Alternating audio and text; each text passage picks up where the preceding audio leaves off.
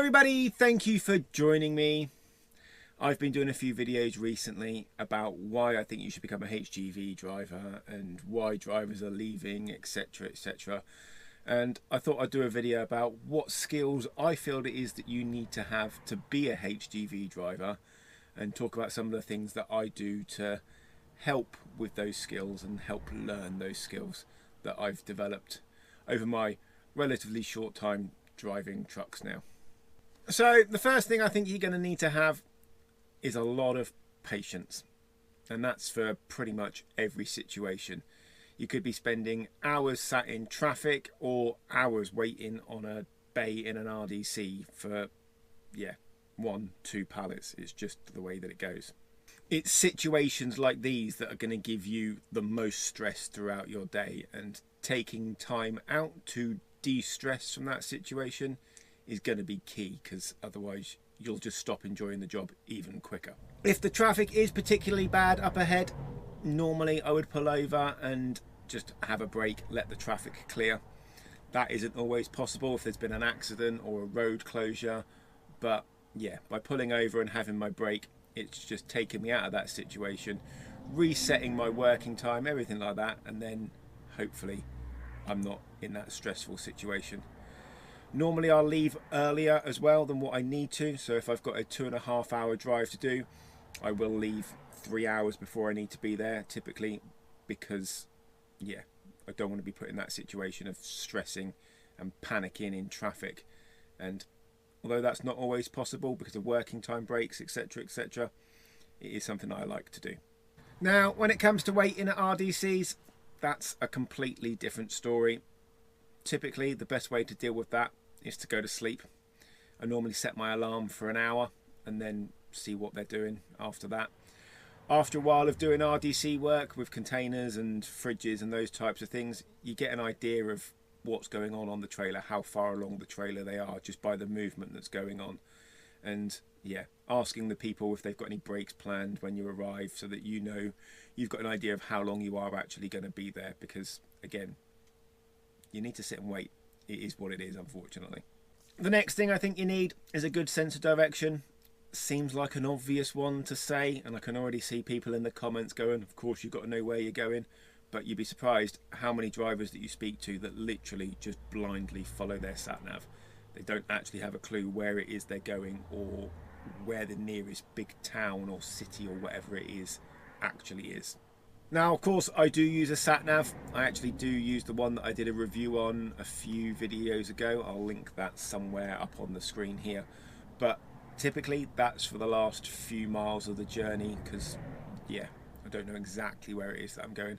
And of course the information that we get from customers and the office now, because of sat-navs and things like what 3 words, it's not as accurate as what we used to get, or certainly my dad used to get, and the other older drivers that I've spoken to about, turn left at this pub here, over the railway line, all of that sort of stuff.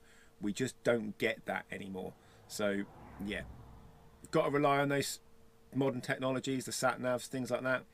I also do have a HGV map book with the bridge heights and weight limits and stuff like that on it, and I use that if the sat-nav doesn't recalculate a route. At least I can check the route that I plan on taking to see whether there's any height limits, weight limits, etc, etc. Like I said, I'm not saying you shouldn't use a sat-nav at all. They are very handy things to have, but learning where big towns and cities are, what junction they are off of, what motorway, etc, is just one of those things that you need to learn, you need to do, because it's just going to make your life so much easier. In my last job I was going to the same places more or less over and over again. You could guarantee I would be going to Crewe maybe once or twice a week, and then off to a collection somewhere else relatively local. And it got to the point where I just wasn't using the sat-nav at all, because I knew where I was going and I knew how long it was going to take me to get from point A to point B, depending on where I'd stopped the night before, because I'd done the journey so many times. And I was also able to work out diversion routes and stuff like that if there was any issues on the M6. And let's face it, it's the M6, there was going to be issues. The next thing, spatial awareness. Again, seems obvious, but there are so many more places on the truck that you can't see compared to being in your car or even in a van, that yeah, especially when you're making turns around sharp corners or roundabouts, that you just need to be aware of what's there or what's not there, because yeah, that space will very, very quickly disappear, especially if a car comes up your left hand side round a roundabout trying to overtake you. Now, of course, the trucks do have more mirrors. We've got the mirror on the door looking down towards the curb, the one out the front as well looking towards the front of the truck, but you still can't see everything. Some of the trucks have even got the cameras on them for the direct vision standard for London stuff, but again, you still can't see everything. Especially if you're doing a manoeuvre like a reverse in a tight yard, you're just not going to see everywhere. Speaking of doing manoeuvres in tight yards, that's another time that you're going to need that spatial awareness, not just for what things are around you, but where things were as well. So if you are making a reverse and you know that there is a post behind you or something that you've got to make your way round, remembering where that was and kind of where things were. Of course, you get out and check, you ask someone to watch you whilst you're making a manoeuvre that you can't see round a corner, for example. But yeah, having that spatial awareness of what's around you, where everything is, it's just going to make your life so much easier. And that is something that you learn to develop it as you are doing more and more of these manoeuvres in these tight places. It's something that just happens. You start learning where to look and judging those distances when you're looking in the mirrors or outside the window, whatever it is, and it just becomes second nature. With that as well, you've also got things like needing to turn around. I don't know if other people do this, but when I'm outside the truck unloading, the space that I've got always looks like it's so much smaller than it actually is. And then when I get in the truck and make the manoeuvre, I think to myself, why was I even worried about that? Let me know in the comments if you do that as well. Next thing I think you need is a good sense of humour. Now, I don't necessarily mean you've got to go around telling jokes all day, but you've got to be able to take a joke. Especially if you make a mistake, you have an accident, you're gonna have some names called to you that they don't really mean anything. They're just that workplace banter. I'm sure you've seen drivers down the road with the nameplates in the window with things like Kit Kat or Grandad. Kit Kat because they're always on a break, or Grandad because they're the oldest member of the team. There's nothing mean or malicious behind it. It's just something that happens.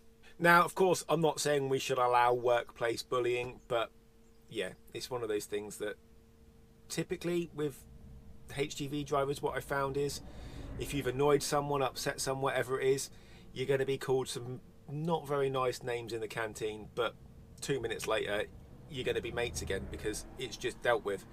There's no point in running to HR because yeah, it should have been dealt with. We're all adults. Now, the last one I want to talk about is being a good listener. Doesn't necessarily mean on getting instructions on what you're doing and where you're going, etc., but on listening and talking to other drivers. You're going to arrive at delivery sites and waiting in RDCs, and chances are there's going to be some other drivers that want to talk to you, and you may not want to talk. And of course, you don't have to. You can just say, sorry buddy, not got time, going off back to my truck or whatever it is that you're doing. But some of these places do make you sit in a communal area in a little waiting room, and they're going to want to talk to you. So yeah, learn to listen. They can teach you a lot of things, but yeah, you could be there for a while and need to make small talk. Personally, I'm not someone that needs to be having a conversation. If I'm waiting somewhere where it's a communal area, typically I'll have my headphones in, watching a video on YouTube or whatever, flicking through Instagram. But you're the ones that do want to talk to you about the good old days, the old Eaton twin splits and roping and sheeting and all of those sorts of things. Yeah, just smile and nod. Take it for what it is. You could be the only person that person has actually spoken to today. So there we go. There's some skills I think that you need to have and develop as a HGV driver. And hopefully those are ones that you already have, or certainly can learn to develop if you are looking to become a HGV driver. Now, I'm sure there's plenty of things I've not mentioned in this video, and if you are an experienced driver watching this, then put them in the comments below so then these aspiring drivers can see whether it's something that they feel that they can do or not do. And yeah, hopefully you've enjoyed this video. Hopefully you found it interesting and helpful. All that's left for me to say is thank you very much for watching, and hopefully I'll see you in the next one.